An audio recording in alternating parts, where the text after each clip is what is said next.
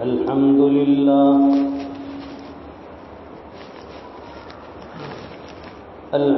لله الذي هدانا لهذا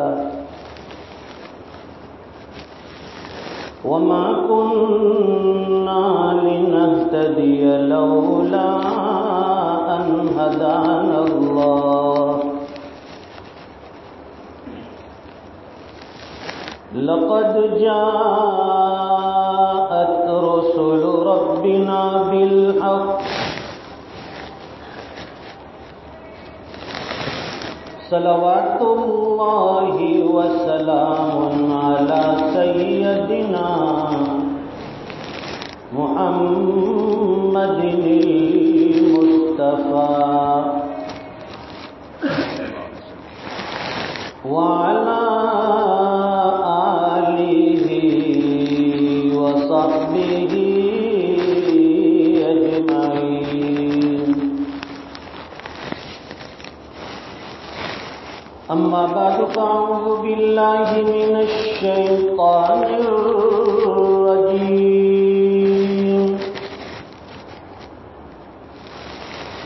بسم الله الرحمن الرحيم.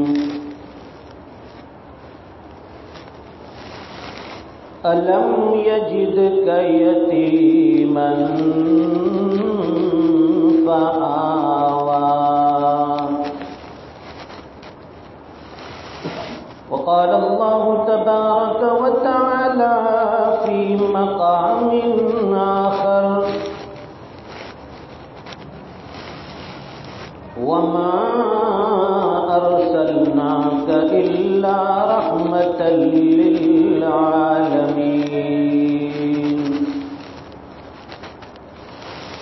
صدق الله العظيم.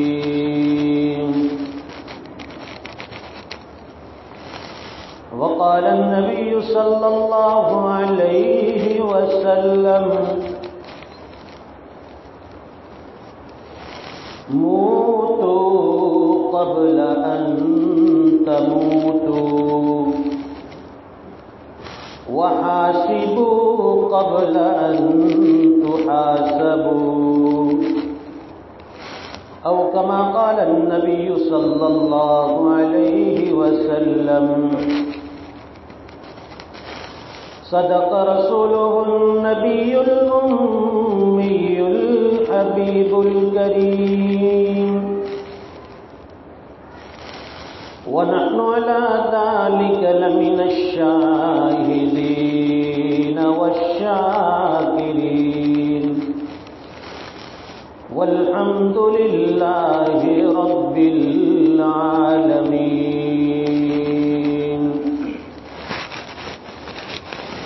إن الله وملائكته يصلون على النبي يا أيها الذين آمنوا صلوا عليه وسلموا تسليما. اللهم صل على سيدنا ومولانا محمد وعلى آل سيدنا محمد وبارك وسلم. بلغ العلا بكماله كشف الدجى بجماله. بلغ العلا بكماله كشف الدجى بجماله. حسنت جميع خصاله صلوا عليه وآله. يا رب صل وسلم دائما أبدا على حبيبك خير الخلق كلهم.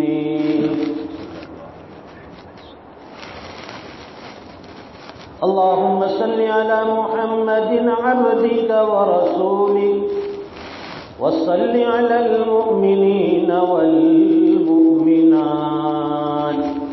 والمسلمين والمسلمات.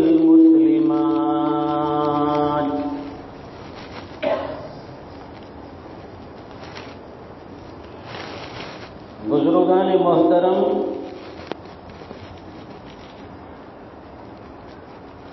معزز علماء کرام،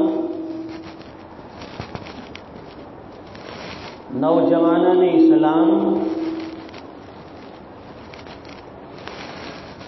اور پردے میں بیٹھ کر سننے والی خواتین اسلام،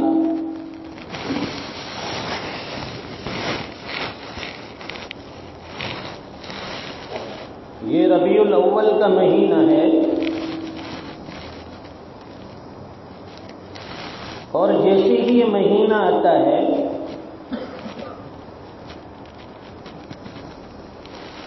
ہمارے دلوں میں ایک شوق، ایک امنگ اور ایک جذبہ ولولہ مارتا ہے کہ بھئی یہ ہمارے سرکار کے دنیا میں تشریف لانے کا مہینہ ہے.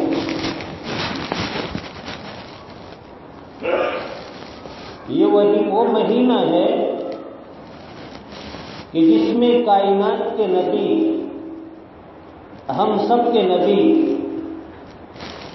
نبیوں کے نبی اس دنیا میں تشریف لائے.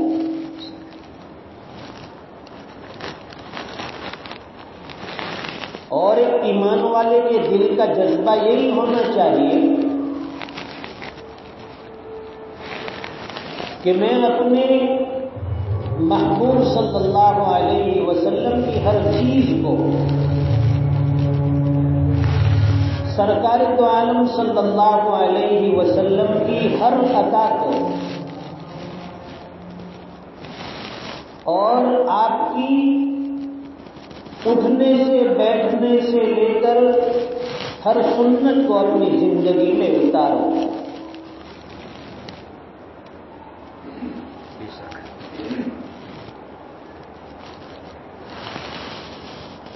اور ایک بات یہ بھی یاد رکھیں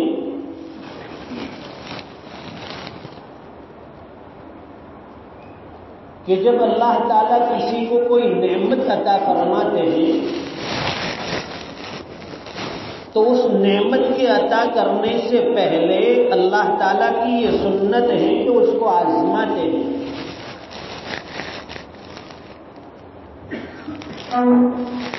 جس کو کوئی نعمت دینی ہوتی ہے، نعمت دینے سے پہلے اس کو آزما کر دیکھتے ہیں کہ یہ آدمی اس نعمت کا مستحق ہے یا نہیں. قرآن کریم میں اس کی دلیل موجود ہے. قرآن کریم میں اللہ فرماتے وَإِذِ ابْتَلَىٰ إِبْرَاهِيمَ رَبُّهُ بِكَلِمَاتٍ فَأَتَمَّهُنَّ.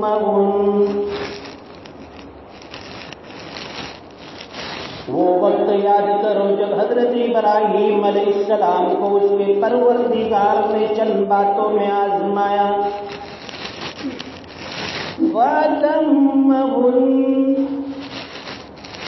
سو انہوں نے اس کو پورا کر دکھایا، کامیاب ہوئے امتحان میں، آزمائش میں. امتحان لیا اور مختلف امتحان رہے.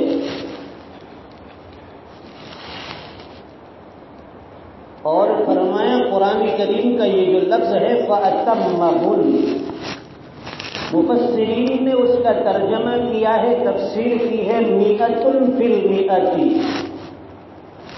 100%، 100%. حضرت ابراہیم علیہ السلام امتحان میں کامیاب ہوئے. پہلے اللہ نے امتحان لے لیا، اب ان کو انعامات سے نوازتے ہیں. قال انی جاعلک للناس اماما. اب تعالی شانہ فرماتے ہیں میرے ابراہیم، ہم نے تمہاری آزمائش لی، امتحان لیے، تم کامیاب ہوتے چلے گئے، انعام تم کو یہ ملتا ہے کہ ہم تمہیں امام الناس بناتے ہیں، لوگوں کا امام بناتے ہیں۔ اللہ تعالیٰ نے امامت کا منصب عطا فرمایا، لیکن امام الناس بننے سے پہلے اللہ تعالیٰ نے حضرت ابراہیم علیہ السلام کو آزمایا، اور یہی معاملہ حضرات صحابہ کرام رضی اللہ عنہم اجمعین کے ساتھ رہا۔ صحابہ کرام کی سیرت ہم پڑھتے ہیں، یہاں فضائل موجود ہیں، فضائل اعمال، روزانہ اس کی تعلیم ہوتی ہے۔ صحابہ کرام کے عجیب و غریب واقعات ہیں، ان کے آزمائشوں کے، امتحانات کے، قربانیوں کے۔ کوئی ایسے ہی وہ صحابی نہیں بن گئے، جان کی بازی لگانے کا موقع آیا تو جان پیش کر دی، مال کی بازی لگانے کا موقع آیا تو مال کے لیے سرکار کے سامنے اپنا سب کچھ لا کر رکھ دیا۔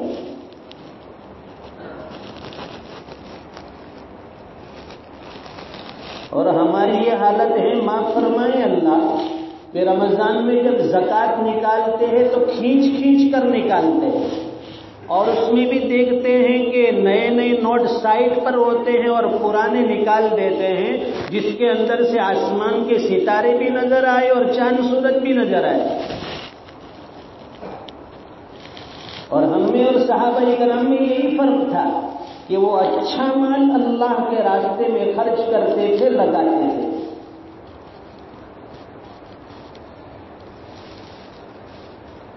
تو ان کی آزمائشیں ہوئی۔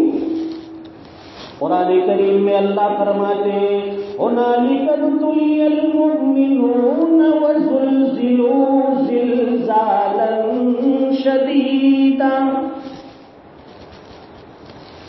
اب تعالیٰ شان فرماتے ہیں کہ انہیں مختلف طریقوں سے ہم نے آزمایا، اللہ نے شدید آزمائش میں مبتلا کیا۔ صحابہ کرام کو خوب جھنجھوڑا گیا، آزمائش میں کامیاب ہوئے۔ وہ پیٹ پھیر کر بھاگنے والے لوگ نہیں تھے۔ جب سارے امتحانات اور آزمائش میں کامیاب ہوئے تو پھر اللہ تعالیٰ نے انعام عطا فرمایا جو رہتی دنیا تک قرآن کریم میں رہے گا۔ اب تعالیٰ شان فرماتے ہیں رضی اللہ عنہم ورضوا عنہ، اللہ ان سے راضی ہو گیا اور وہ اللہ سے راضی ہو گئے۔ اللہ کی رضامندی یہی تو ہماری زندگی کا مقصد ہے، جس کا اعلان قرآن کریم میں اللہ نے صحابہ کرام کے بارے میں کیا۔ تو عرض یہ کر رہا تھا کہ جب کسی آدمی کو کوئی نعمت دینی ہے، نعمت عطا کرنے سے پہلے اس کو آزمایا جاتا ہے۔ جب اس دنیا کو، اس کائنات کو اور یہاں کے رہنے بسنے والے انسانوں کو اللہ تعالیٰ اپنی سب سے بڑی نعمت عطا فرمانے والے، اور وہ نعمت نبی آخر الزمان جناب محمد الرسول اللہ صلی اللہ علیہ وسلم کی شکل میں، آپ کی دنیا میں تشریف لانے سے پہلے اللہ تعالیٰ نے آپ کے خاندان کے تین بڑے بڑے آدمیوں کی قربانی لی اور ان کی آزمائشیں رہی۔ پہلی آزمائش تو دادا عبد المطلب پر آئی،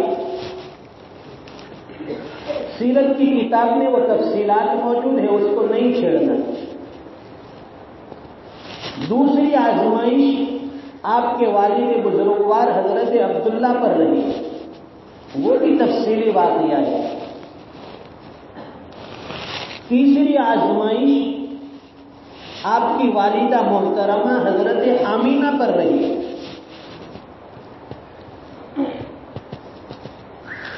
16 سال کی عمر ہے حضرت آمینہ کی، اور حضرت عبداللہ کی عمر 18 سال،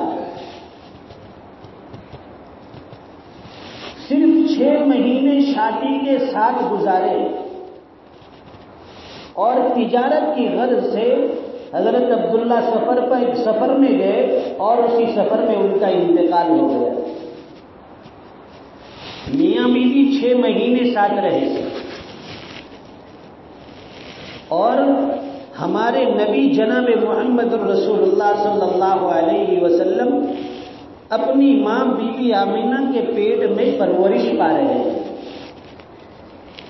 16 سال کی عمر ہے، شوہر کا سایہ سر سے اٹھ گیا۔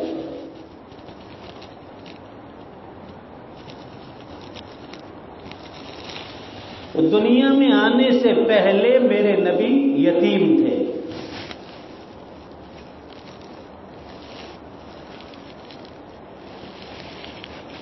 بی بی آمینہ کہتی ہیں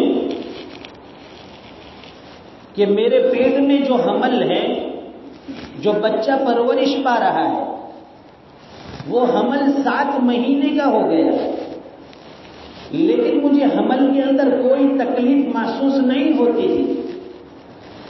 جیسے کہ حمل کے زمانے میں عورتوں کو ابکائی آتی ہے، کھانا اچھا نہیں لگتا، پینا اچھا نہیں لگتا، ہمیشہ سر چکراتا ہے، ایسی کوئی علامت محسوس نہیں ہوتی تھی۔ میرے محبوب نے تو ماں کے پیٹ میں ماں کو بھی تکلیف نہیں پہنچائی، پھر دنیا والے کیسے کہہ سکتے ہیں کہ محمد الرسول اللہ نے قوموں کو لڑایا؟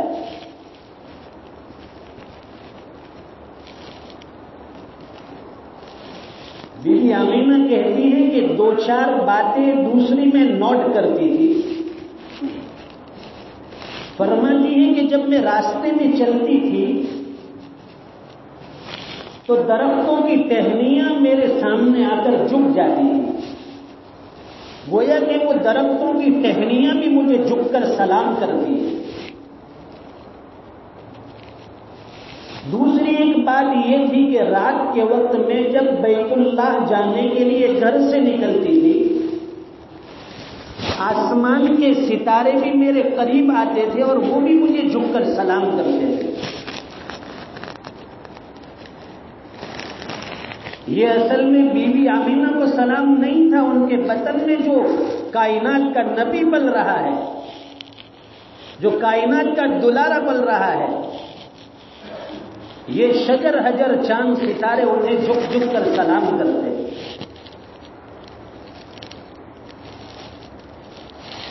لیکن دوسری ایک بات تھی، وہ فرماتی ہے کہ وہ بڑی پکی تھی کہ میں زمزم کا پانی بھرنے کے لیے جب کنویں پر جاتی تو زمزم کا پانی عام طور پر نیچے ہوتا تھا،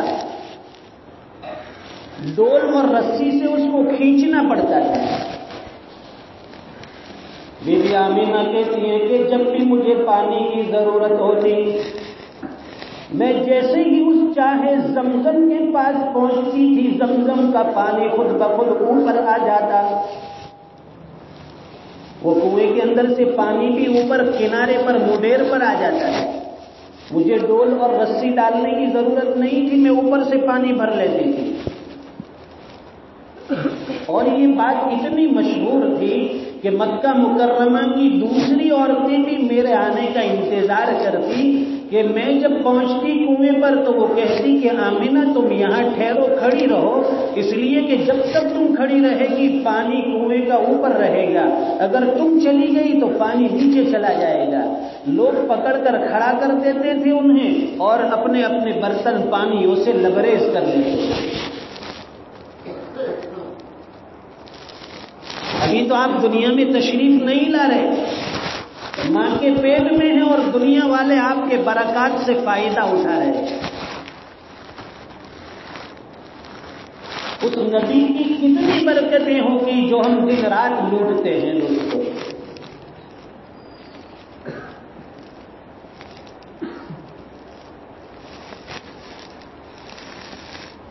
پہلی کتابوں میں لکھا تھا کہ جب نبی آخر الزمان دنیا میں تشریف لائیں گے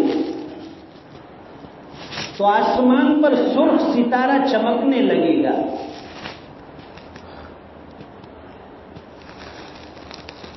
آپ دنیا میں تشریف لانے والے تھے اور وہ ستارہ چمکنے لگا. یہودیوں کے گھروں میں گلگلہ مچ گیا کہ اب وہ وقت قریب ہے کہ نبی آخر الزمان دنیا میں تشریف لا رہے ہیں. آسمان پر یہ سرخ ستارہ چمک رہا ہے. انہوں نے تحقیق کی کہ یہ بچہ کون سے گھرانے میں کون سے خاندان میں پیدا ہونے والا ہے. پورے مدینہ منورہ میں انہوں نے تحقیق کی کہ کون کون سے گھر میں کون کون سی عورتیں حمل سے ہیں اور ان کے یہاں بچہ ہونے والا ہے. تحقیق سے معلوم ہوا کہ حمل سے تو سینکڑوں عورتیں ہیں لیکن قریب الولادت جس کے یہاں بچہ قریب میں پیدا ہونے والا ہو ایسی کوئی بھی عورت نہیں. پھر انہوں نے مکہ مکرمہ میں تحقیق کی تو پتہ چلا کہ عبد المطلب کے گھر میں بی بی آمنہ ہے، وہ حمل سے ہے اور اس کے یہاں بچے کی ولادت قریب ہے اور اس کا سلسلے نسب اور اس کا تعلق بنو اسماعیل سے جڑا ہوا ہے.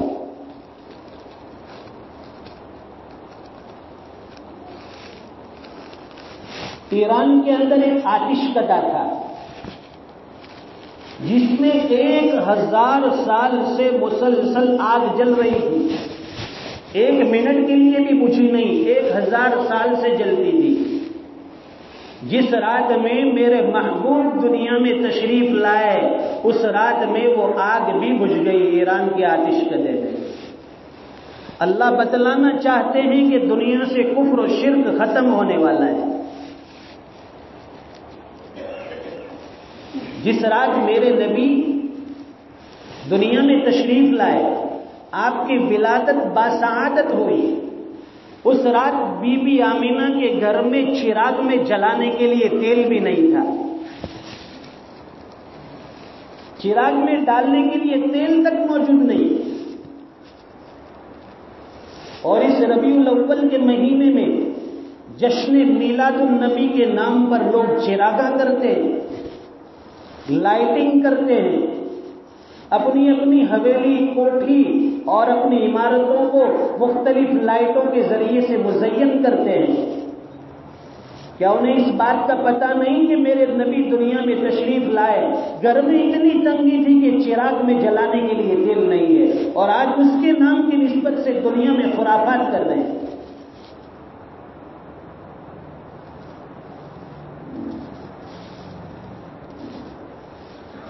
یہ وہ نبی دنیا میں آ رہا ہے کہ جس کے ذریعے اللہ تعالیٰ پوری دنیا کو ہدایت سے مالا مال فرمانے والے ہیں. لیکن اللہ تعالیٰ نے اپنے نبی کو دنیا میں ایسے وقت میں بھیجا کہ آپ کی ولادت صبح سحری کے وقت ہوئی، رات کے اندھیرے میں نہیں ہوئی.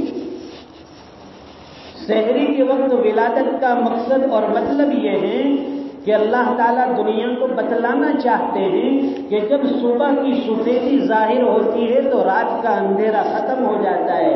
اب دنیا میں وہ ہستی آ رہی ہے کہ دنیا سے کفر اور شرک کی اندھیریاں ہمیشہ کے لیے ختم ہو جائے گی، ایمان کا اجالا ہونے والا ہے. میرے سرکار کی زندگی روشنی روشنی روشنی. سرکار کی زندگی تو روشنی ہے، چاندنا ہی چاندنا ہے.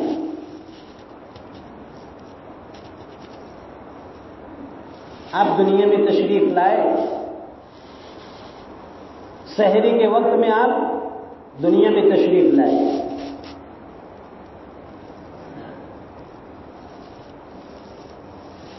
کتابوں میں لکھا ہے کہ جس رات نبی کریم صلی اللہ علیہ وسلم کی دنیا میں تشریف آوری ہوئی، میرے محبوب صلی اللہ علیہ وسلم دنیا میں اس حالت میں تشریف لائے کہ آپ بستر پر سجدے کی حالت میں یہ صرف میرا اور آپ کا نبی نہیں، یہ شجر و حجر کا نبی، چاند سورج کا نبی، ارض و سما کا نبی، اپنوں کا نبی، غیروں کا نبی، نبیوں کا نبی دنیا میں اس حالت میں تشریف لائیں کہ بستر پر سجدے میں۔ کیا آج تک کسی ایسے بچے کو دیکھا آپ نے کہ ولادت کے ساتھ اس نے سجدہ کیا ہو؟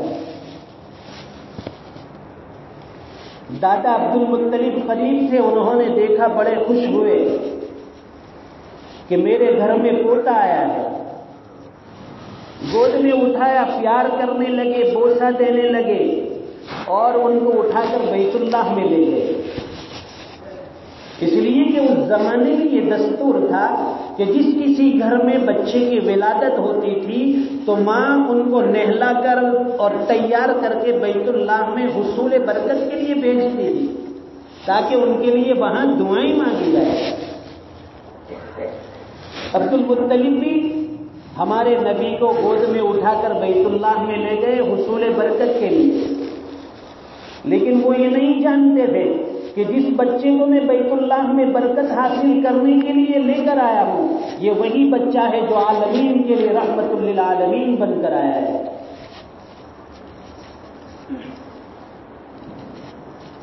جس نے بھی اس بچے کو دیکھا سب نے تعریف کی کہ عبد المطلب تمہارا بیٹا بڑا خوبصورت ہے، بڑا بیوٹیفل ہے، دلکش ہے، سب نے تعریف کی۔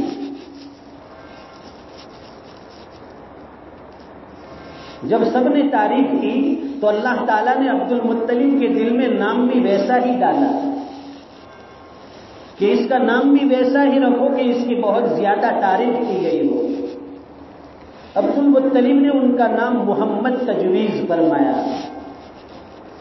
محمد کا مطلب ہے کہ وہ ہستی کہ جس کی دنیا میں اتنی تعریف کی گئی ہو، اتنی تعریف کی گئی ہو کہ مخلوق میں کسی کی اتنی تعریف نہ کی گئی ہو۔ اور آپ کا ایک نام احمد بھی ہے، یہ بی بی آمینہ نے رکھا تھا احمد۔ احمد کا مطلب ہے کہ وہ ہستی اور وہ ذات کہ جس نے اللہ کی اتنی تعریف کی ہو کہ کائنات میں کسی نے اتنی تعریف نہ کی ہو۔ آپ محمد بھی ہے، احمد بھی ہے۔ زمین پر محمد ہے تو آسمان پر احمد ہے۔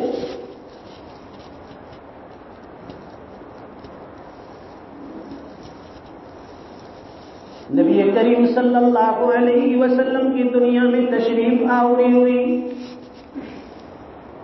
اللہ تعالیٰ نے اس کائنات کو سب سے بڑا انعام رحمت للعالمین کی شکل میں عطا فرمایا۔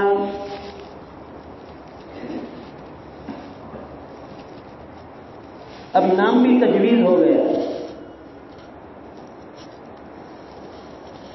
اس زمانے میں مکہ مکرمہ سے کوئی 100-150 کلومیٹر کے فاصلے پر بنو سعد کی بستی تھی۔ وہاں کی چند عورتوں نے مشورہ کیا کہ ہم مکہ مکرمہ جائیں گے اور وہاں سے بچے پرورش کے لیے اپنے یہاں لائیں گے، ان کی پرورش کریں گے، دیکھ بھال کریں گے، اور جب ان کو ریٹرن میں واپس ان کے ماں باپ کے پاس چھوڑنے کے لیے جائیں گے تو ان کے ماں باپ سے ہمیں پیسے ملیں گے، کچھ نہ کچھ مدد ملے گی، کوئی معاوضہ ملے گا۔ یہ ایک طرح کی گزر بسر اور آمدنی کا ذریعہ تھا اس دور میں۔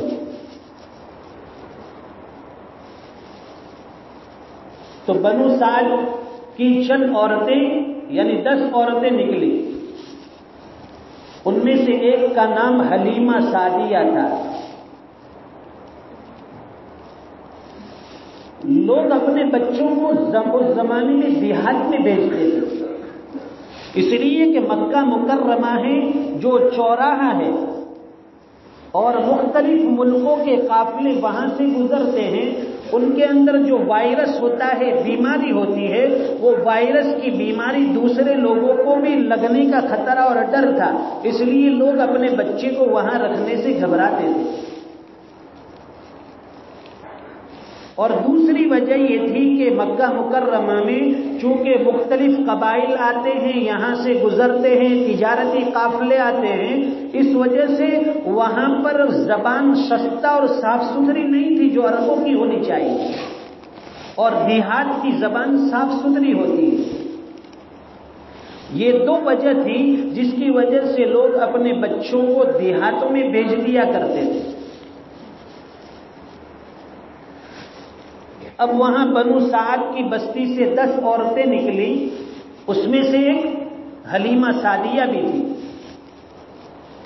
اس کے پاس 2 سواری تھی، ایک اونٹنی تھی اور ایک گدھی تھی، دونوں کمزور، اس لیے کہ کھانے پینے کو کوئی ملتا نہیں تھا۔ دوسری عورتوں کے پاس جو سواری تھی وہ تازہ دم تھی، تیز رفتار تھی، اس لیے وہ حلیمہ سعدیہ سے آگے نکل جاتے ہیں، اور ان لوگوں کو آگے چل کر پھر حلیمہ سعدیہ کے آنے کا انتظار کرنا پڑتا، رکنا پڑتا۔ 4-5 جگہ پر انہوں نے ٹھہر کر انتظار کیا، اور اس کے بعد حلیمہ سعدیہ سے کہا کہ حلیمہ، تمہاری سواری سست ہے، کمزور ہے، اور ہمیں تمہارا بار بار انتظار کرنا پڑتا ہے، اگر تم اجازت دو تو ہم آگے چلی جائیں، تم پیچھے آنا۔ حلیمہ سعدیہ نے اجازت دی تھی کہ ٹھیک ہے تم لوگ آگے چلے جاؤ۔ وہ ساری عورتیں آگے مکہ مکرمہ پہنچ گئی، اور انہوں نے جا کر امیر گھرانوں میں، مالدار لوگوں کے گھر جا کر انہوں نے ان کے بچے گود لیے پرورش کے لیے، تاکہ انعام زیادہ ملے گا، مالداروں کے، امیروں کے بچے ہوں گے تو۔ 1-2 عورتیں ہمارے محبوب صلی اللہ علیہ وسلم کے پاس بھی آئی، بی بی آمنہ کے پاس، پوچھا کہ اس کے والد کیا کرتے ہیں، اس کے ابو کہاں ہیں؟ تو بتلائیں کہ وہ تو فوت ہو گئے۔ ان عورتوں نے سوچا کہ جب بچے کے سر پر باپ کا سایہ ہی نہیں تو پھر ہمیں انعام کون دے گا؟ یہ سوچ کر انہوں نے ہمارے محبوب صلی اللہ علیہ وسلم کو نہیں لیا۔ یہ ان کی محرومی بدقسمتی تھی۔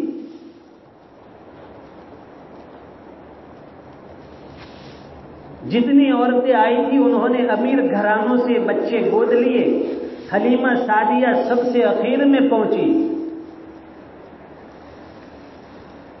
پتا چلا کہ جتنی عورتیں آئی تھی سب نے بچے لے لیے امیر گھرانے کے، اب صرف ایک ہی بچہ بچا ہے، وہ بھی بی بی آمنہ کے پاس آئی،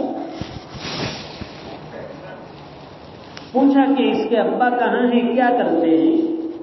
جو جواب تھا وہ دیا کہ اس کے والد فوت ہو گئے ہیں، وفات پا چکے۔ حلیمہ سعدیہ کو بھی یہ بات عجیب لگی کہ اس کے سر پر باپ کا سایہ نہیں ہے، لیکن پھر خیال آیا کہ ذرا میں اس بچے کو دیکھ تو لوں ایک نظر۔ حلیمہ سعدیہ فرماتی ہیں کہ آمینہ کا وہ معصوم بچہ لیٹا ہوا ہے، اوپر کپڑا ڈالا ہوا تھا۔ فرماتی ہے کہ جیسے ہی میں نے کپڑا ہٹایا تو اس بچے نے مسکرا کر اپنی آنکھیں کھولی اور میری طرف دیکھا۔ حلیمہ سعدیہ فرماتی ہے کہ اس بچے کی مسکراہٹ میں ایسی جاذبیت تھی کہ میں نے فوراً اسے اپنی گود میں اٹھا لیا، سینے سے لگا لیا، پیار کرنے لگی۔ پھر میں نے سوچا کہ حلیمہ تجھے اس کے والدین سے انعام ملے یا نہ ملے، لیکن اس بچے کی مسکراہٹ تجھے ضرور ملا کرے گی۔ یہ سوچ کر انہوں نے بچہ لے لیا اور بچہ لینے کے لیے تیار ہو گئے۔ جب غور سے دیکھا تو کہنے لگی کہ آمنہ میں تو گاؤں کی، دیہات کی رہنے والی ہوں، میں نے گاؤں میں ایسا خوبصورت بچہ کہیں نہیں دیکھا۔ آمنہ کہنے لگی کہ حلیمہ تو گاؤں کی رہنے والی ہے، میں تو شہر کی رہنے والی ہوں، میں نے شہر میں اتنا حسین اور خوبصورت بچہ کہیں نہیں دیکھا۔ دادا عبد المطلب قریب میں کھڑے تھے، دونوں کی بات سن کر فرمانے لگے کہ حلیمہ تو گاؤں کی رہنے والی، تو نے گاؤں میں ایسا خوبصورت بچہ نہیں دیکھا. آمینہ تو شہر کی رہنے والی، تو نے شہر میں ایسا خوبصورت بچہ نہیں دیکھا. میں تو ملکوں کا سفر کر چکا ہوں، میں نے ملکوں میں ایسا خوبصورت بچہ نہیں دیکھا. اگر اس موقع پر حضرت جبرائیل سے پوچھے کہ جبرائیل تم بھی ذرا تبصرہ دو، کمنٹ کرو، تو جبرائیل یہ فرماتے کہ آمینہ تو نے شہر میں ایسا بچہ خوبصورت نہیں دیکھا. فاطمہ، حلیمہ تو نے گاؤں میں ایسا خوبصورت بچہ نہیں دیکھا. عبد المطلب تم ملکوں کا سفر کرنے والے، تم نے چند ملکوں میں سفر کیا اور تم نے ایسا خوبصورت بچہ نہیں دیکھا. میں تو پوری دنیا گھوم چکا ہوں، پوری دنیا کا کونا کونا دیکھ چکا ہوں، میں نے پوری دنیا میں ایسا حسین اور خوبصورت بچہ نہیں دیکھا. آفا کہا گردیدام، آفا کہا گردیدام، مہر بتا ورزیدام، بسیار خوباں دیدام، اما تو چیزیں دیگری. میں نے ایک سے ایک حسین اور ایک سے ایک خوبصورت چہرے دیکھے ہیں، لیکن ایسا حسین اور خوبصورت میں نے آج تک دنیا میں نہیں دیکھا. اگر اس موقع پر تصور یہ سوچے کہ اللہ کیا فرماتے ہیں، تو اللہ تعالیٰ یہ فرماتے ہیں کہ حلیمہ تو نے دیہات میں ایسا خوبصورت بچہ نہیں دیکھا، آمینہ تو نے ملک و شہروں میں ایسا خوبصورت بچہ نہیں دیکھا. عبد المطلب تم نے چند ملکوں کا سفر کیا، تم نے ملکوں میں ایسا خوبصورت بچہ نہیں دیکھا. جبرائیل تم نے پوری دنیا دیکھ لی اور پوری دنیا میں ایک سے ایک حسین چہرے دیکھے، مگر ایسا خوبصورت بچہ نہیں دیکھا. میں پروردگار، میں نے اپنی پوری مخلوق میں ایسا خوبصورت نہیں دیکھا. آپ سوچئے کتنے حسین، کتنے جمیل.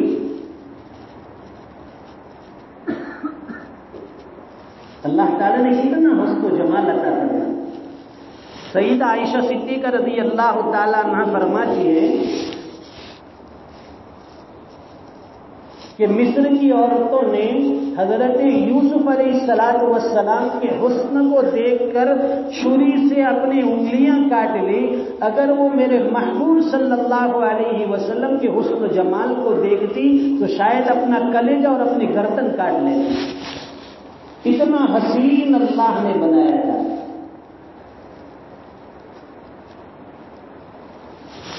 حلیمہ بچے کو لینے کے لیے تیار، آمینہ بچے کو دینے کے لیے تیار. اللہ تعالیٰ نے اپنے نبی کو جن عورتوں کی پرورش میں دیا، ایک تھی حلیمہ اور ایک تھی آمینہ.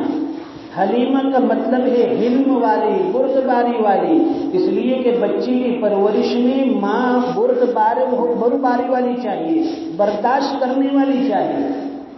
اور آمینہ کا مطلب ہے امانت کی حفاظت کرنے والی.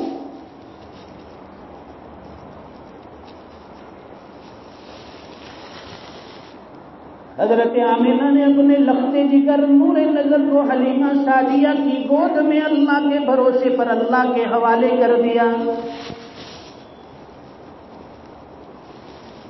اور دعائیں دے کر اپنے لختے جگر نور نظر کو اللہ کے سپرد کیا اور حلیمہ کے حوالے کیا اور دعائیں دیتی رہی. دعاؤں کے ساتھ رخصت کیا. اور یاد رکھیے کہ اللہ تعالیٰ کی یہ سنت ہے کہ جب ماں اپنے بچے کو دعاؤں کے ساتھ رخصت کرتی ہے تو پھر اللہ تعالیٰ اس بچے کو 4 چاند لگا دیتے ہیں.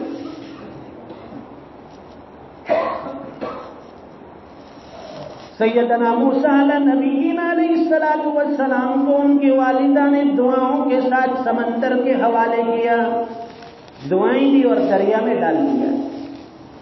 چلے تھے تو موسیٰ تھے، جب لوٹ کر آئے تو موسیٰ کلیم اللہ بن گئے. حضرت اسماعیل علیہ السلام کو ان کی والدہ نے حضرت ابراہیم علیہ السلام کے کہنے پر کہ بڑے کی ملاقات کے لیے جانا ہے تیار کر دیا اور دعاؤں کے ساتھ رخصت کیا. گئے تھے تو اسماعیل تھے، لوٹ کر آئے تو اسماعیل ذبیح اللہ بن گئے. یہ بچہ بھی ماں کی دعائیں لے کر جا رہا ہے، یہ محمد نام لے کر جا رہا ہے، لیکن دنیا کو پتا نہیں تھا کہ یہی بچہ جب لوٹ کر آئے گا تو محمد رسول اللہ بن جائے گا صلی اللہ علیہ وسلم. حلیمہ نے بچے کو گود میں اٹھایا اور باہر نکلی. ان کے خاوند انتظار میں تھے، سواری تیار تھی. پوچھنے لگے کہ حلیمہ کس بچے کو تم گود لے کر آئی؟ حلیمہ سعدیہ کہنے لگی کہ ایک یتیم بچہ ہے، اس کے سر پر اس کے باپ کا سایہ نہیں. لیکن خاوند بھی بڑے سمجھدار تھے، انہوں نے کوئی شکوہ نہیں کیا بلکہ فرمانے لگے عسى الله ان يجعل لنا فيه برکۃ.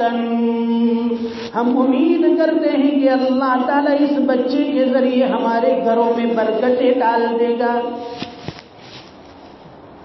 بچے کو لے کر چلنے لگے، سواری تیار ہے. سواری پر خاوند نے پہلے حضرت فاطمہ کو بٹھایا، حضرت حلیمہ کو بٹھایا. ان کی گود میں وہ بچہ تھا اور خود ان کے خاوند آگے بیٹھے. سواری کو اٹھانا چاہتے لیکن سواری اٹھتی نہیں. یہ بھی حیران ہوئی کہ کیا بات ہے. اگر کوئی ٹوئیٹا مرسیڈیز ہوتی تو دیکھتے بھائی کہیں پیٹرول نہیں مل رہا ہے، ڈیزل نہیں مل رہا ہے، یہ تو جانور ہے، یہ کیوں اٹھ نہیں رہا. پھر وہ نیچے اترے. ان کے خاوند جیسے ہی نیچے اترے کہ سواری ایک دم سے کھڑی ہو گئی، چلنے کے لیے تیار. پھر سواری کو بٹھایا، پھر واپس آگے بیٹھنے لگے، لیکن پھر سواری اٹھنے کے لیے تیار نہیں. 2 مرتبہ جب اس طرح سے ہوا تو وہ سمجھ گئے. اب کی مرتبہ انہوں نے حلیمہ سعدیہ سے کہا کہ حلیمہ تم آگے بیٹھو. ان کی گود میں وہ بچہ تھا، ان کے شوہر ان کے پیچھے بیٹھے. جیسے ہی وہ بیٹھے کہ ایک دم سے سواری کھڑی ہو گئی اور چلنے کے لیے تیار ہو گئی. اللہ تعالیٰ یہ بتلانا چاہتے ہیں کہ یہ کوئی معمولی بچہ نہیں ہے، یہ وہ بچہ ہے، یہ وہ ہستی ہے کہ جو کائنات میں صدر مقام کی حیثیت رکھتا ہے. اس لیے اس کو اس کا مقام اور مرتبہ دینا ہوگا. اس کو پیٹھ کے پیچھے بٹھا کر تم سواری نہیں کر سکتے. اب سواری پر جیسے ہی بیٹھے تو وہ سواری پہلے سست رفتار تھی، چل بھی نہیں سکتی تھی، لیکن یہ ریٹن میں اس کے اندر برق کی طرح، بجلی کی طرح تیزی آ گئی اور تیز رفتاری سے وہ سواری بھاگنے لگی. وہ بھاگتی جا رہی ہے، بھاگتی جا رہی ہے. وہ جو عورتیں مکہ مکرمہ سے بہت پہلے بچوں کو لے کر نکلی تھی وہ ابھی راستے میں ہے اور حلیمہ سعدیہ کی سواری ان کے قریب سے گزر کر ان سے آگے بڑھ گئی، اوورٹیک کر دیا. وہ جتنی عورتیں آئی تھی بنو سعد کی وہ بھی دیکھ کر حیران ہیں. کہنے لگی کہ حلیمہ یہ کیا بات ہے، تمہاری تو یہ سواری وہی ہے نا، یا تم نے کوئی سواری بدل دی کہ اتنی تیز رفتار سواری تمہارے پاس کہاں سے آئی؟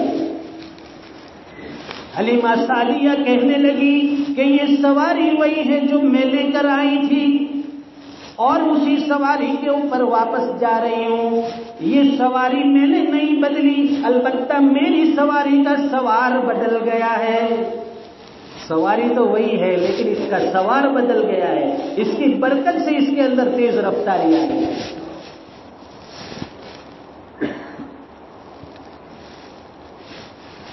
جب حلیمہ سعدیہ اس بچے کو لے کر بنو سعد کی بستی میں پہنچی تو بنو سعد کی بستی میں جتنے گھر تھے ان میں سے ہر گھر میں گلاب کے پھولوں کی خوشبوئیں آ رہی ہیں. گویا کہ پوری بستی میں کسی نے روم فریشنر چھڑک دیا ہو. اللہ تعالیٰ نے اپنے حبیب صلی اللہ علیہ وسلم کا استقبال فرشتوں کے ذریعے سے اس طرح سے فرمایا کہ پوری بستی معطر ہو گئی، گلاب کی خوشبوؤں سے مہکنے لگی.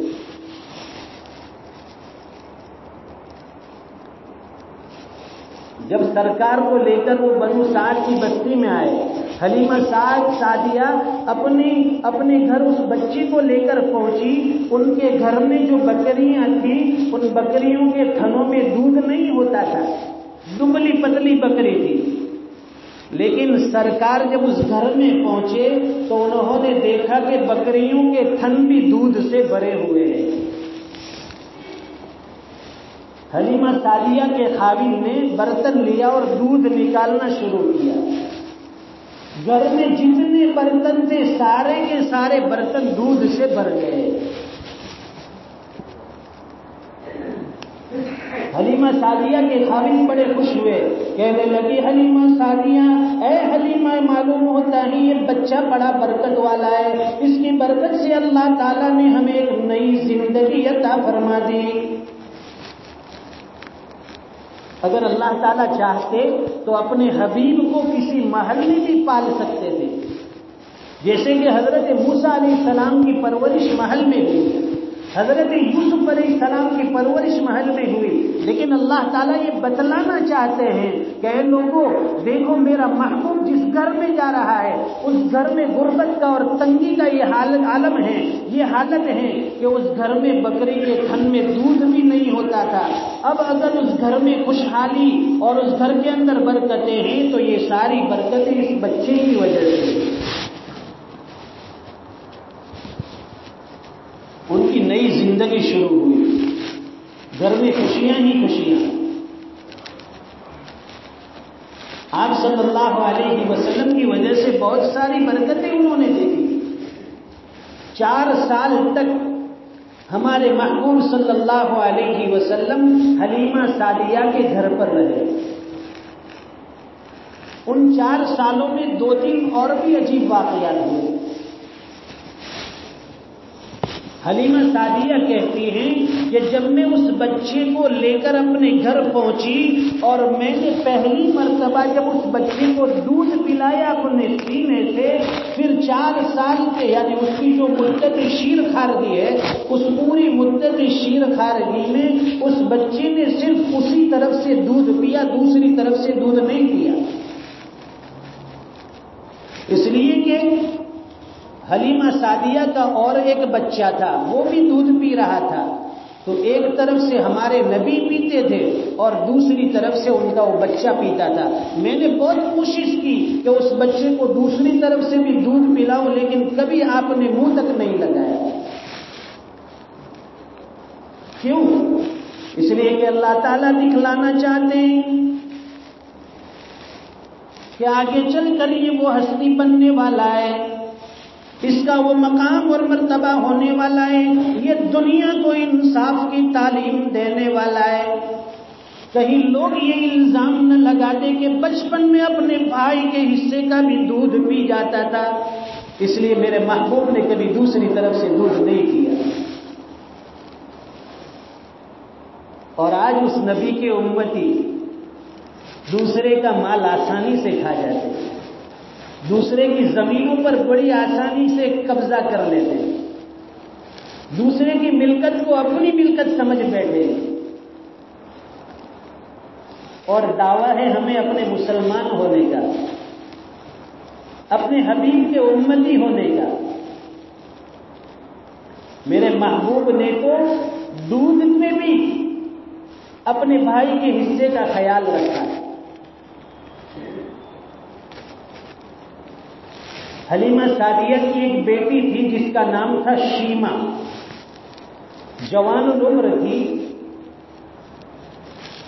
وہ بکریاں چرانے کے لیے جنگل میں جایا کرتی تھی۔ ایک دن وہ بکریاں چرانے کے لیے نہیں گئی تو حلیمہ سعدیہ کہنے لگی کہ بیٹی آج تو بکریاں چرانے نہیں گئی، تو وہ شیمہ کہنے لگی کہ امی جان مجھ سے یہ بکریاں سنبھالی نہیں جاتی،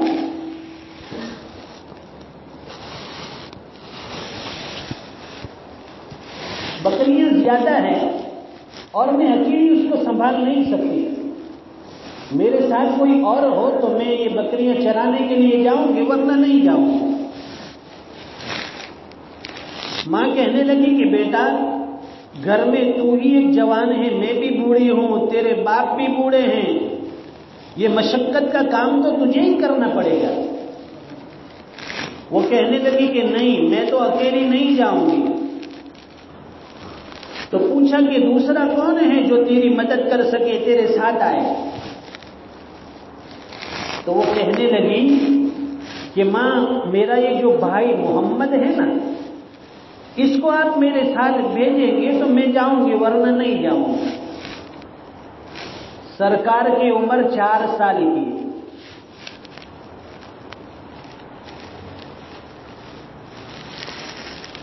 پوچھنے لگی کہ تو بکریاں لے کر جائے گی، اپنے بھائی کو بھی لے کر جائے گی، تو بکریاں سنبھالے گی یا اپنے بھائی کو سنبھالے گی؟ تو کس طرح سے بکریاں چرائے گی؟ تو بیٹی کہنے لگی کہ ماں ایک مرتبہ میں اپنے بھائی کو ساتھ لے گئی تھی، اس وقت میں نے 2-3 عجیب باتیں دیکھی۔ پوچھا کہ وہ کون سی؟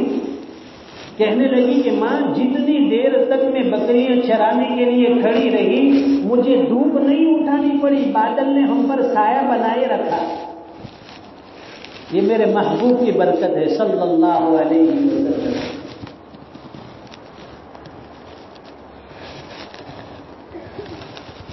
تو پہلے نبی اپنی دنیا بنائی، انہی کے ہی دم سے یہ ساری خدائی۔ اگر محمد کو پیدا کرنا نہ ہوتا تو ہم اس دنیا کو پیدا نہ کرتے۔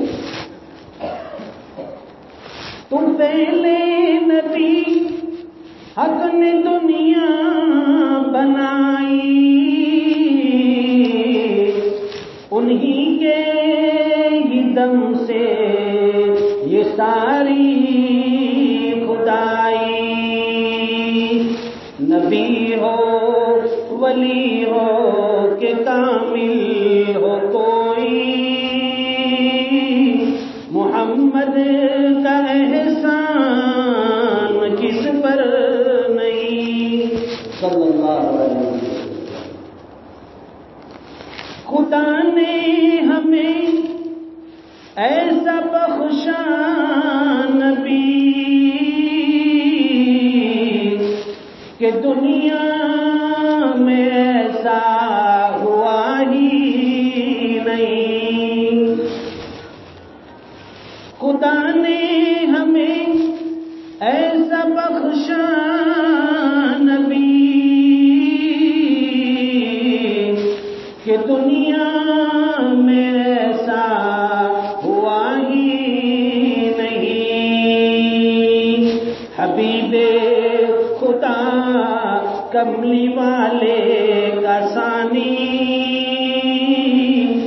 زمین تو زمین آسمان پر نہیں۔ ایسا لاڈلا ایسا پیارا نبی اللہ نے ہمیں عطا کیا۔ آپ کی ہمشیرہ طول شریف بان کہنے لگی کہ ماں جتنی دیر میں دھوپ میں رہی مجھ پر بادل نے سایہ کیا، مجھے دھوپ اٹھانی نہیں پڑی۔ اور دوسری ایک بات میں نے یہ دیکھی کہ جس وقت میں بکریاں چرا رہی تھی 2-4 راہب میرے قریب سے گزرے، انہوں نے میرے بھائی کو دیکھا، قریب میں آئے اور پیار کرنے لگے، چومنے لگے، کہنے لگے کہ یہ آگے چل کر کوئی بڑی ہستی بنے گا، اس کے چہرے پر بڑی نورانیت ہے۔ اور تیسری بات عجیب بتلائی دوستو، ہم انسان ہو کر، امتی ہو کر، نبی کے نام لینے والے ہو کر سرکار کی قدر نہیں پہچانتے۔ بہن کہنے لگی کہ تیسری بات یہ ہے کہ جب میں اپنے بھائی کو لے کر بکریاں چرانے لگی، میں ایک جگہ اپنے بھائی کو گود میں لے کر بیٹھ گئی، میری بکریاں خود بخود گھاس چرنے لگی اور جلدی جلدی انہوں نے چر کر وہ بھی میرے سامنے آ کر ادب سے بیٹھ گئی. میں بھی اپنے بھائی کا چہرہ دیکھتی رہی اور میری بکریاں بھی میرے بھائی کا چہرہ دیکھتی رہی. میرے بھائی کو اللہ نے وہ حسن و جمال عطا فرمایا تھا. اس لیے عربی کے ایک شاعر نے بڑی اچھی بات کی. وَأَحْسَنُ مِنْكَ لَمْ تَرَ قَطُّ عَيْنِي وَأَجْمَلُ مِنْكَ لَمْ تَلِدِ النِّسَاءُ خُلِقْتَ مُبَرَّأً مِنْ كُلِّ عَيْبٍ فَكَأَنَّكَ قَدْ خُلِقْتَ كَمَا تَشَاءُ. اللہ نے وہ حسن جمال عطا فرمایا. وہ بکریاں جس کو اللہ نے حص عطا فرمائی وہ بھی سرکار کی زیارت کر رہی ہے, آپ کے سامنے ادب سے بیٹھی ہوئی ہے, اور ہم اس نبی کے امتی ہیں, لیکن اسی نبی کی سنتوں کے جنازے نکل رہے ہیں. بتلائیے ہماری کون سی ادا, کون سا ایسا عمل ہو جو ہمیں کل قیامت کے دن اپنے محبوب صلی اللہ علیہ وسلم کے سامنے شرمندہ ہونے سے بچا سکتا ہے. میری زندگی کا مقصد تیرے دین کی سرفرازی, میں اسی لیے مسلمان, میں اسی لیے نمازی. جو دین سرکار نے ہمیں لا کر دیا ہے وہ دین ہمیں اچھا نہیں لگتا, ماڈرن دین چاہیے. غیروں کے طریقے ان کی تہذیب اور تمدن کے پیچھے لگے ہیں, اور سرکار نے جو طریقے لا کر دیے وہ ہمیں پسند نہیں.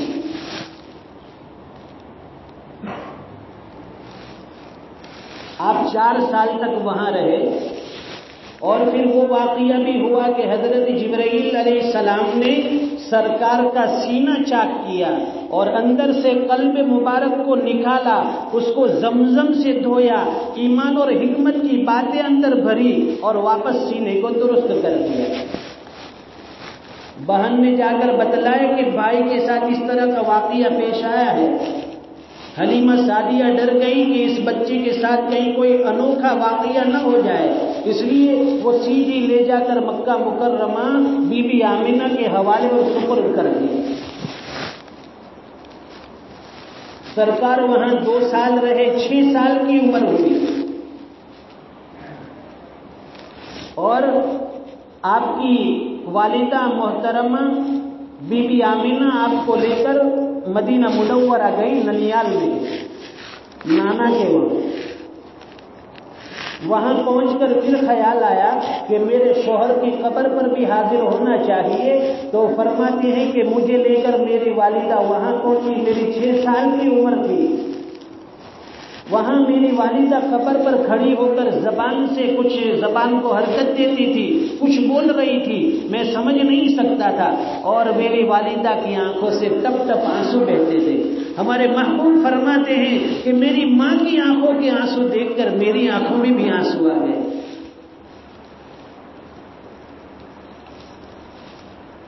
یہ بچپن کا واقعہ ہے, 1 گھنٹہ ختم ہوا. پھر آہستہ آہستہ آپ جوان ہوئے, اللہ تعالیٰ نے آپ کو نبوت عطا فرمائی, پھر آپ نے ہجرت فرمائی, اور پھر مختلف غزوات ہوئے, یہاں تک کہ غزوہ حنین بھی ہوا. غزوہ حنین جس میں اللہ تعالیٰ نے آپ کو ایسی کامیابی عطا فرمائی اور بہت زیادہ مال غنیمت, 40,000 بکریاں مال غنیمت میں حاصل ہوئی. 6,000 قیدی بھی ہاتھ میں آئے. ان 6,000 قیدیوں میں آپ کی وہی بچپن کی بہن جو آپ کی تھی وہ بھی آپ کے پاس قیدی بن کر آئی, شیما. سرکار تشریف فرما تھے, ایک صحابی آئے اور کہنے لگے کہ ایک عورت کہتی ہے کہ میں آپ کے نبی کی بہن ہوں. حضور فرمانے لگے کہ میں تو آمینہ کا اکیلا بیٹا ہوں, عبداللہ کا اکیلا بیٹا ہوں, میری تو کوئی دوسری بہن نہیں ہے, پھر یہ کون ہے؟ فرمائیں تو اس کو آنے دو۔ وہ اندر آئی تو وہ کہنے لگی کہ سرکار سے کہنے لگی کہ آپ حلیمہ سعدیہ کی پرورش میں تھے اور میں اسی کی بیٹی شیمہ ہوں، اور کہنے لگی کہ آپ بچپن کے زمانے میں ہمارے گھر پرورش پا رہے تھے، میں آپ کو اپنی گود میں لے کر دعائیں مانگتی تھی، لوریاں دیتی تھی، بچے کو سلانے کے لیے میں لوریاں گاتی تھی۔ ربنا ابقی لنا محمدا، اے اللہ ہمارے محمد کی حفاظت فرما۔ میں لوریاں گاتی تھی، میں آپ کی عزتوں کی دعائیں مانگتی تھی، لیکن مجھے یہ پتا نہیں تھا کہ اللہ آپ کو اتنی عزت عطا فرمائے گا کہ ایک وقت آئے گا کہ میں بھی قیدی بن کر آپ کے پاس آؤں گی۔ اتنی عزت اللہ نے آپ کو عطا فرمائی۔ پھر ایک بات اور بتائی کہ بچپن کے زمانے میں آپ کے جب نئے نئے دانت آئے تھے، آپ نے مجھے یہاں ایک جگہ پر کاٹ لیا تھا دانتوں کے ذریعے سے، اس کے نشانات ابھی تک موجود ہیں۔ انہوں نے بتلائے، سرکار کو وہ ساری بات یاد آ گئی، فرمائے کہ ہاں اس طرح کا واقعہ پیش آیا تھا۔ فوراً میرے محبوب صلی اللہ علیہ وسلم نے اپنے بدن سے جو کملی تھی، جو رومال تھا، وہ سامنے بچھایا اور احترام کے ساتھ اپنی بہن کو اوپر بٹھایا۔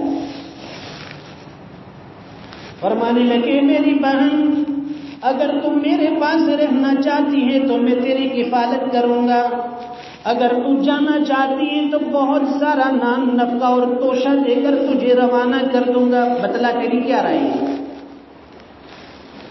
اس نے جب جانے کا ارادہ کیا تو سرکار نے بہت سا نان نفقہ اس کو دیا،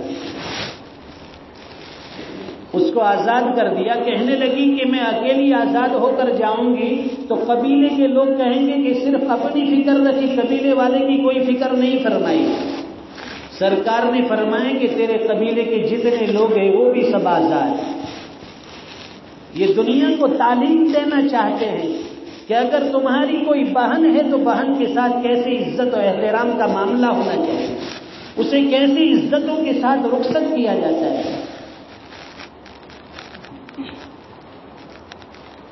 یہ محبوب صلی اللہ علیہ وسلم کی تعلیمات ہے، آپ کی سیرت ہے، آپ کا اسوہ ہے۔ دنیا میں تشریف لائے تھے، یتیم تھے۔ اللہ فرماتے ہیں الم یجدک یتیما فآوا، اے میرے محبوب ہم نے تم کو یتیم پایا، پھر آپ کو ٹھکانہ ہم نے عطا فرمایا۔ آپ یتیم تھے، اللہ نے آپ کو در یتیم بنا دیا، آپ کو عزتوں سے نوازا اور آپ کو وہ مقام و مرتبہ عطا فرمایا، وہ شان عطا فرمائی کہ اگر خدا اپنی خدائی میں یکتا ہے تو محمد الرسول اللہ اپنی مصطفائی میں یکتا ہے، کوئی اور رحمت للعالمین ہو نہیں سکتا۔ وما ارسلناک الا رحمتا للعالمین۔ اب تعالی شان فرماتے ہیں ہم نے آپ کو دنیا جہاں والوں کے لیے رحمت للعالمین بنا کر بھیجا ہے، آپ کے ذریعے سلامتی ہی سلامتی۔ اس لیے ایک شاعر نے بہت اچھی بات کہی، اس پر بات ختم کرتے ہیں۔ سلام اس پر کہ جس نے بے کسوں کی دستگیری کی، سلام اس پر کہ جس نے بے کسوں کی دستگیری کی، سلام اس پر کہ جس نے بادشاہی میں فقیری کی،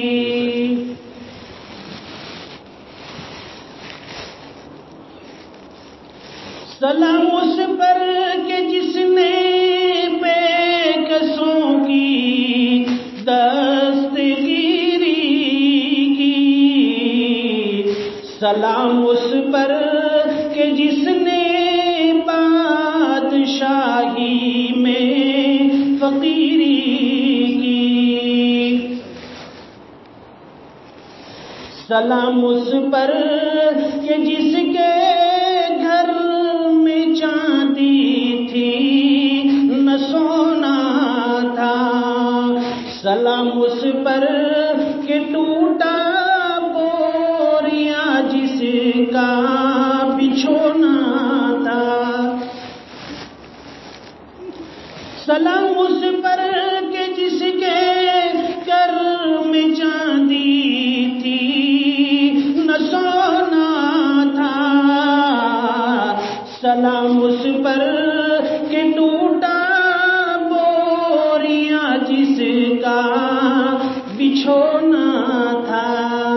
آج ہم نرم نرم گدوں پہ سوتے پھر بھی نیند نہیں آتی، قالین پر نرم گالیچوں پر آرام کرتے، اور سرکار کے وہاں ٹاٹ اور وہ ٹوٹی پھوٹی ٹاٹ کی چٹائی ہوتی۔ سلام اس پر کہ جس نے خون کے پیاسوں کو قبائیں دی، سلام اس پر کہ جس نے گالیاں سن کر دعائیں دی، سلام اس پر کہ جس نے خون کے پیاسوں کو قبائیں دی، سلام اس پر کہ جس نے گالیاں سن کر دعائیں دی، دشمنوں کو بھی معاف کر دیا، سلام اس پر کہ جس نے فضل کے موتی بکھیرے ہیں، سلام اس پر بروں کو جس نے فرمایا کہ میرے ہیں،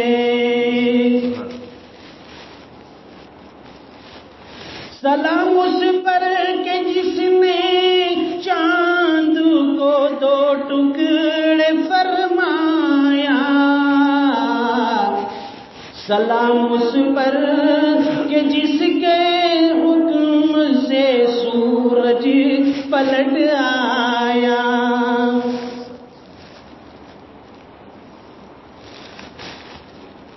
جب آپ یتیم تھے اور وہ بنو سعد کی عورتیں جنہوں نے سرکار کو دیکھا، پوچھا کہ اس کے والد کیا کرتے ہیں، تو بتلائیں کہ یہ تو یتیم بچہ ہے، انہوں نے سرکار کو لینے میں کوئی دلچسپی نہیں بتلائی، چھوڑ کر چلی گئی۔ بی بی آمینہ کے دل میں درد ہوا، دل دکھتا ہے کہ آج میرا بچہ یتیم ہے، کاش اس کے سر پر باپ کا سایہ ہوتا، وہ اپنے بچے کو انگلیاں پکڑ کر بیت اللہ میں لے جاتا، انگلیاں پکڑ کر میرے بیٹے کو بازار کی سیر کرواتا، اس کو کھلونے لا کر دیتا، کاش کہ آج میرے شوہر زندہ ہوتے، آج میرا بچہ یتیم نہ ہوتا۔ آمینہ کی یہ پریشانی دیکھ کر حق تعالی شانہ فرما رہے ہیں، آمینہ غمگین ہونے کی ضرورت نہیں، اس کو اس کا باپ کھلونے لا کر کیا دیتا، ایک وقت آنے والا ہے اس بچے کی وہ شان ہوگی کہ آسمان کے چاند کو ہم اس کے لیے کھلونا بنا دیں گے، وہ انگلی سے اشارہ کرے گا اور چاند کے دو ٹکڑے ہو جائیں گے، آسمان کے چاند سے یہ تو کھیلے گا، یہ دنیا کے کھلونے کی کوئی حیثیت نہیں۔ انگلی سے اشارہ چاند کے جانب سارے انسان کرتے ہیں، انگلی سے چاند کے ٹکڑے کرنا سب کے بس کی بات نہیں۔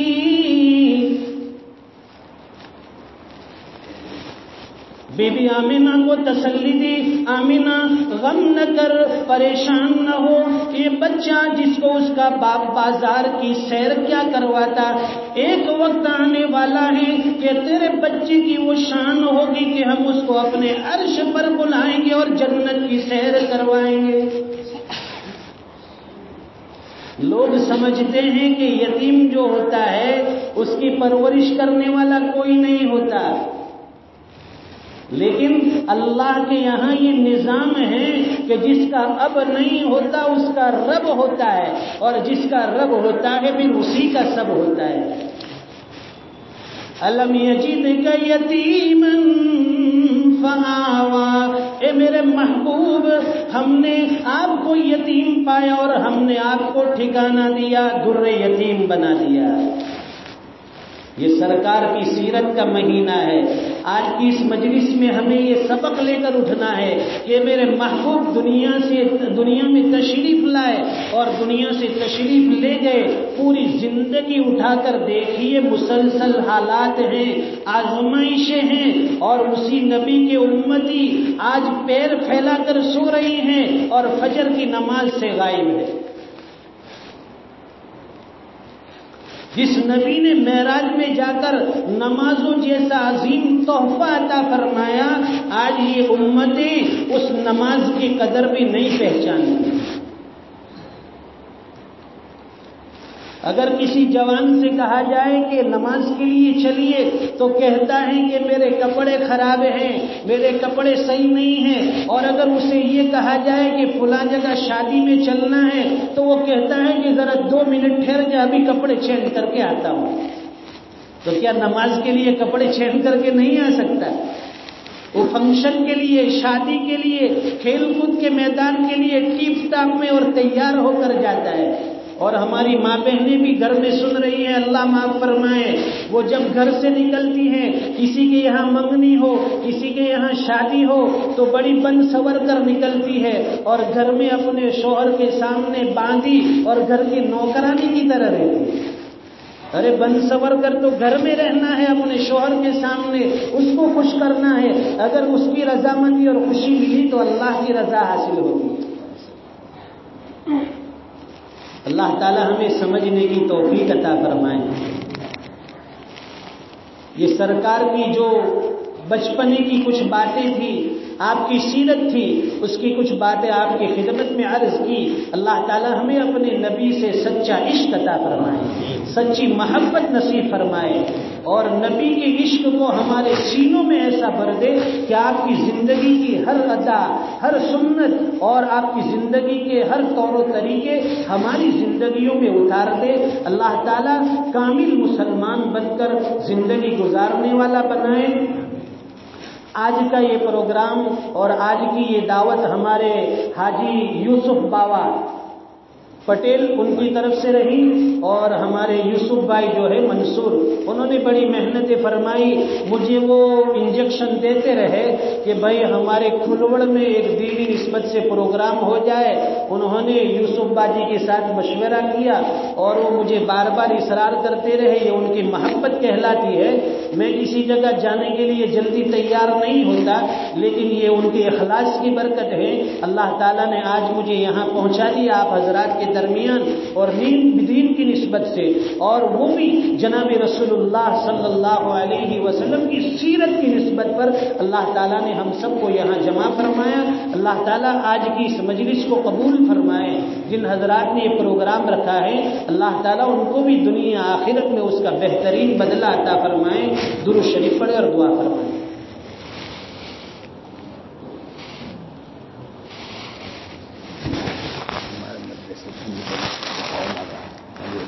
اچھا ان کے لیے دعا بسم اللہ الرحمن الرحیم۔ سبحانک اللہم وبحمدک وتبارک اسمک وتعالی جدک وجل ثناؤک ولا الہ غیرک۔ اللہم یا کبیر یا سمیع یا بصیر یا من لا شریک لہ ولا وزیر لہ، ویا خالق الشمس والقمر المنیر، ویا رازق الطفل الصغیر، ويا جابر العزم الكثير، ندعوك دعاء البائس الفقير كدعاء المضطر الذليل. ربنا آتنا في الدنيا حسنة وفي الآخرة حسنة وقنا عذاب النار. ربنا هب لنا من أزواجنا وذرياتنا قرة أعين واجعلنا للمتقين إماما. ربنا لا تجعلنا فتنة للقوم الظالمين ونجنا برحمتك من القوم الكافرين. اے اللہ ہم سب کے گناہوں کو معاف فرما، ہم سب کی خطاؤں سے درگزر فرما۔ اے اللہ ہمارے اگلے پچھلے صغیرہ کبیرہ جان کر انجان کر چھوٹے بڑے ہر قسم کے گناہوں کو معاف فرما۔ اے اللہ گناہ اتنے زیادہ کیے ہیں کہ ہمیں تو اپنے گناہ کی یاد نہیں ہے۔ اے اللہ آپ جانتے ہیں اور لکھنے والے فرشتے جانتے ہیں۔ اے اللہ ہم گناہوں سے تنگ آ گئے ہیں۔ اے اللہ گناہوں کی ایسی عادت پڑ چکی ہے کہ چھوڑنا چاہتے ہیں پھر بھی نہیں چھوٹتے۔ اے اللہ گناہوں کی عادت چھڑا دے، گناہوں کی نفرت دل میں ڈال دے، نیکیوں کا عشق عطا فرما دے۔ اے الہ العالمین ہمارے گھروں میں دین زندہ فرما، ہماری نسلوں میں دین کی بقا کے فیصلے فرما۔ اے اللہ ہماری اس بستی کی حفاظت فرما، یہاں رہنے بسنے والے اطراف و جوانب کے مسلمانوں کی حفاظت فرما، مراکز دینیہ مکاتب اسلامیہ علماء کی حفاظت فرما۔ اے اللہ پورے عالم کے مسلمانوں کی جان مال عزت آبرو ایمان و یقین کی حفاظت فرما۔ اے اللہ آنے والے وقت میں ہمارے گجرات صوبے کا اور راجیہ کا جو الیکشن ہونے والا ہے، اے اللہ اس میں امت مسلمہ کو سنبھالا دے دے۔ اے اللہ ایسے لوگوں کو اقتدار اور منصب عطا فرما، ایسے لوگوں کا انتخاب فرما کہ جن کے دلوں میں قوم کی ہمدردی ہو، انسانیت کا درد ہو، جو انصاف پسند ہو۔ اے اللہ ظالم لوگوں سے ہماری بھی حفاظت فرما، پوری نسل انسانی کی حفاظت فرما۔ اے اللہ ہمارے اعمال کی وجہ سے ہماری گرفت نہ فرما۔ اے اللہ ہمیں سنبھالا دے دے، امت مسلمہ کو ایک پلیٹ فارم پر جمع ہونے کی توفیق عطا فرما، آپسی اتحاد اور اتفاق عطا فرما۔ اے اللہ ہمارے آپسی لفزشوں کی وجہ سے، آپسی دشمنیوں کی وجہ سے، آپسی جھگڑوں کی وجہ سے اے اللہ دشمن طاقتیں مضبوط ہو رہی ہے۔ اے اللہ دشمن ہمیں آپس میں ٹکرا رہے ہیں۔ اے اللہ خود اپنی روٹیاں سیک رہے ہیں، امت مسلمہ کو اے اللہ صحیح سمجھ بوجھ عطا فرما۔ اے اللہ اخیر میں فیصلہ تو آپ فرمانے والے ہیں، دنیا چاہے ایڑی چوٹی کا زور لگا دے، کتنی بھی تدبیریں اختیار کر لے، وَمَكَرُوا وَمَكَرَ اللَّهُ وَاللَّهُ خَيْرُ الْمَاكِرِينَ۔ اے اللہ آخر میں تدبیر تو آپ ہی کی چلنے والی ہے، فیصلے تو آپ کے وہاں سے ہونے والے ہیں۔ اے اللہ یہ فیصلے سے پہلے ہمیں آپ کے دربار میں اپنے نیکیوں والے اعمال پیش کرنے کی توفیق عطا فرما۔ اے اللہ ہمارے گناہوں کی وجہ سے، گناہوں کی نحوست کی وجہ سے اے اللہ ظالم حکام ہم پر مسلط ہو جاتے ہیں۔ اے اللہ گناہوں کی عادت چھڑا دے، ہمارے لیے نیک صالح اور دیندار اے اللہ انسان کا اور دیندار مقتدا کا انتخاب فرما دے۔ اے اللہ ہمارے یہاں رہنے بسنے والے مسلمانوں کی حفاظت فرما، پورے ہندوستان کے مسلمانوں کی جان مال عزت آبرو ایمان و یقین کی حفاظت فرما، ہماری مساجدوں کی حفاظت فرما، ہمارے بوڑھوں بچوں کی حفاظت فرما، ہماری ماں بہنوں کی حفاظت فرما، ہمیں 100% دین پر چلنے والا بنا۔ اے اللہ دین کے نسبت پر جن لوگوں نے ہمیں یہاں جوڑا ہے، دنیا آخرت میں ان کو بہترین بدلے عطا فرما۔ اے اللہ جو بچہ بیمار ہے قومے میں ہے، اے اللہ ان کو صحت عافیت تندرستی عطا فرما، ان کے گھر والے کو ہمت عطا فرما۔ اے اللہ بھرپور صحت سے نواز دے۔ اس کے علاوہ ہماری بستی اور علاقے میں جتنے لوگ بیمار ہیں سب کو شفا عطا فرما۔ اے اللہ ہمارے والدین کی مغفرت فرما۔ اے اللہ اگر زندہ ہے تو ان کی عمروں میں برکت عطا فرما۔ اے اللہ ہمیں بھی اپنے وقت پر خاتمہ بالخیر نصیب فرما، مسجد کا کھیٹا بنا دے، نمازوں کا پابند بنا دے، تکبیر اولیٰ کے ساتھ صف اول کا پابند بنا دے۔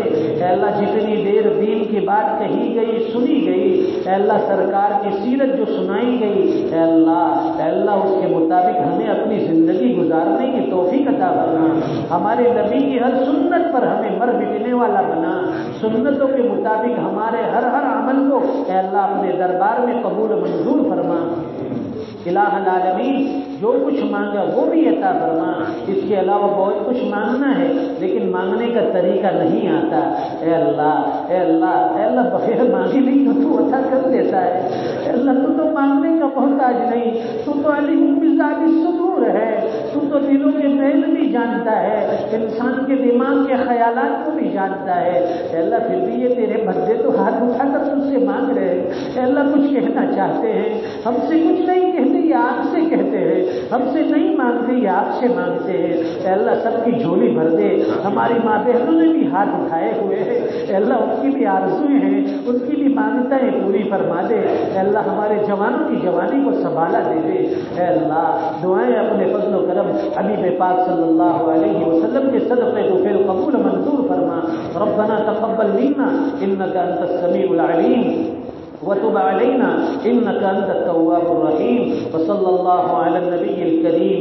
آمين برحمتك يا أرحم الراحمين.